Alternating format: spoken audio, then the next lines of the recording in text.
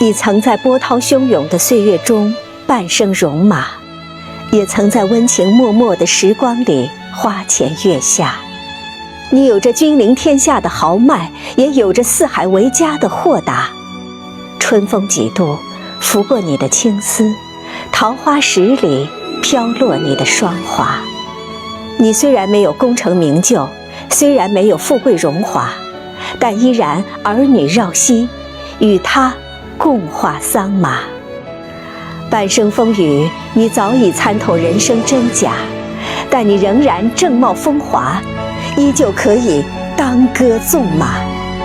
你有往事可回首，亦有前程可奔赴。